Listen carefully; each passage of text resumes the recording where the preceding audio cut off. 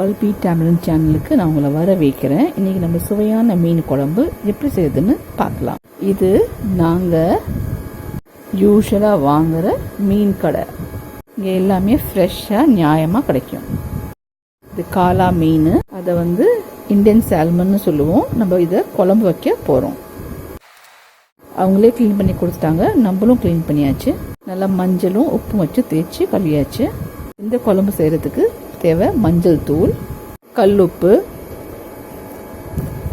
மல்லித்தூள் 3 table spoon, மிளகாய் தூள் 3 டேபிள் ஸ்பூன், புளி 2 எலுமிச்சத்து அளவு எடுத்துக்கோங்க. அதை நல்லா திக்காக கரைசல் பண்ணி வச்சுக்கோங்க. கொத்தமல்லி தழை, கருவேப்பிலை கொஞ்சம் நிறையா எடுத்துக்கோங்க. காரசாரமாக இருக்கிறதுக்கு நிறையா பச்சை மிளகாய் எடுத்துக்கோங்க. தக்காளி பழம் 1-2 புளிப்புக்காக. வடகம் தாளிக்கிறதுக்கு ரொம்ப முக்கியமானது.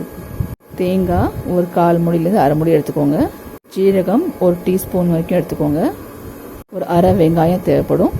தேங்காய், ஜீரகம், வெங்காயத்தை நம்ம மிக்சியில் அரைச்சிக்க போகிறோம். நல்லா வெள்ளத்தை அரைச்சிக்கோங்க.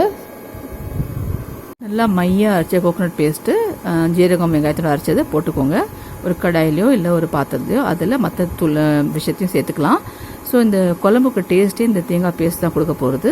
ஸோ அதோடு நம்ம மஞ்சத்தூள், உப்பு, மிளகாப்பொடி, மல்லிப்பொடி, கொத்தமல்லி தழை, கருவேப்பிலை, பச்சை மிளகாய், தக்காளி பழம், புளி கரைசல் எல்லாத்தையும் சேர்த்துட்டு போகிறோம்.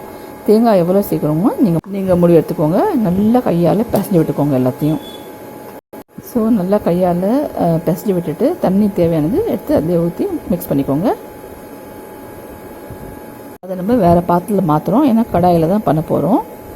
ஸோ இதில் இப்போ நம்ம டேஸ்ட் பண்ணி பார்த்துக்கலாம், உப்பு சரியாக இருக்கா இல்லை காரெலாம் சரியாக இருக்கான்னு.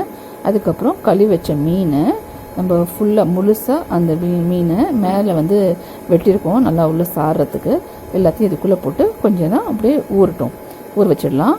ஸோ காலா மீன் தான் நம்ம மெயினாக அதை போடுறோம். அதோட வஞ்சர மீனோட துண்டுகள் சில இருக்குது, அதையும் சும்மா போடுறோம்.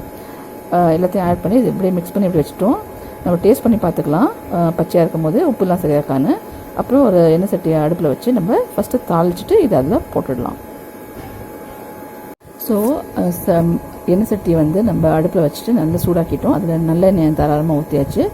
அது கொஞ்சம் பொங்கி வரும்போது வடகத்தை நல்லா தாளிச்சிடுறோம். வடகம் நல்லா தாளிச்சதுக்கப்புறம் இந்த குழம்பு கூட்டி வச்சுருக்கோம் இல்லையா, அதை அப்படியே எடுத்து அதில் கொட்டிடுறோம் மீனோட.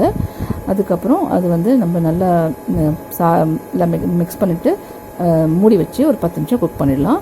10 நிமிஷம் குக் பண்ணோன்னா நல்லா ஆகிடும். மீனை டிஸ்டர்ப் பண்ணவே பண்ணாதீங்க, உடஞ்சிடும். ஸோ நம்ம அதை அதாவது கிளறி விடணும், அடி பிடிக்காமல் இருக்கணும்னா நம்ம சட்டியை ஃபுல்லாக 2 கையால் பிடிச்சிட்டு இப்போ சுற்றி அதை அப்படி சொல்லட்டணும். அப்போ அந்த உள்ளே இருக்க மீனுக்கு அடி பிடிக்காமல் இப்படி சொல்லிட்டு எடுத்து ஷேக் பண்ணி வைக்கணும். இதுதான் நம்ம பண்ண முடியும்.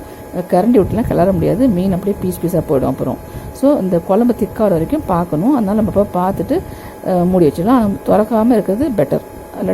இல்லாட்டி பச்சை வாசனை அடிக்கும். அதனால் அந்த மிளகாப்பொடி எல்லா பவுடரும் குக் ஆகிற வரைக்கும் நம்ம திறக்கவே கூடாது. ஷேக் மாத்திரம் பண்ணி விட்டுருங்க. அவங்களுக்கு அப்போ கீழே பாட்டமில் பிடிக்காமல் இருக்கும் அந்த கடாயோடது. ஸோ முடிஞ்ச வரைக்கும் அது 10 நிமிஷம் வெயிட் பண்ணிவிட்டு அதுக்கப்புறம் நீங்கள் திறந்துக்கலாம். பச்சை வாசனை அப்புறம் அடிக்காது. அந்த மேலே அந்த குழம்பு திக்காகணும், நல்லா தண்ணியாக இருக்கக்கூடாது. அதுக்கப்புறம் அது நல்லா உங்களுக்கு தெரியும் எண்ணெய்லாம். ஸோ எண்ணெய் மேலே வந்துடும் பாருங்கள், நல்லா மேலே வந்திருக்குங்க. ஸோ அதுதான் உங்களுக்கு ஒரு இண்டிகேஷன் குழம்பு குக் ஆகிடுச்சின்னு. அதோடு நீங்கள் குரண்டியில் குழம்பு எடுத்து பார்த்தீங்கன்னா அதுவும் திக்காக இருக்கும். அந்த மீன் கலர்லாம் நல்லா மாறி போயிருக்கும். அது நீங்கள் தொட்டினாங்க அப்படியே பீஸாக வெளில வந்துடும். ஸோ அந்தளவுக்கு அது நல்லா குக் ஆகி சாஃப்டாக இருக்கும். ஸோ அதை நீங்கள் டிஸ்டர்ப் பண்ணாமல் இருக்கிறது ரொம்ப நல்லது. ஸோ முடிஞ்ச வரைக்கும் டிஸ்டர்ப் பண்ணாமல் எடுக்க தெரிஞ்சுக்கணும். நீங்கள் அது சாப்பிட போதும் மாத்திரம் நம்ம எடுத்தால் போதும். அது வரைக்கும் அதை டிஸ்டர்ப் பண்ணாமல் இருந்தால் நல்லது. இது பாருங்கள் எவ்வளோ அழகாக எண்ணெய் மேலே வந்திருக்குன்னு, ரொம்ப நல்லா குக் ஆகிருக்கு. சுவையான காரசாரமான காலா மீன் குழம்பு ரெடி ஆயிடுச்சு. நீங்களும் ட்ரை பண்ணி பாருங்கள். மீன் குழம்பு தான் அடுத்த நாளைக்கு சாப்பிட்றதுலாம் இன்னும் நல்லாயிருக்கும். இந்த வீடியோ பிடிச்சிருந்தா சப்ஸ்கிரைப் பண்ணுங்கள், ஷேர் பண்ணுங்கள், லைக் பண்ணுங்கள், கமெண்ட் பண்ணுங்கள், பெல் ஐக்கனை ப்ரெஸ் பண்ணுங்கள். பல்பி டேமரிண்ட் சேனலை இது வரைக்கும் பார்த்ததுக்கு ரொம்ப ரொம்ப நன்றி.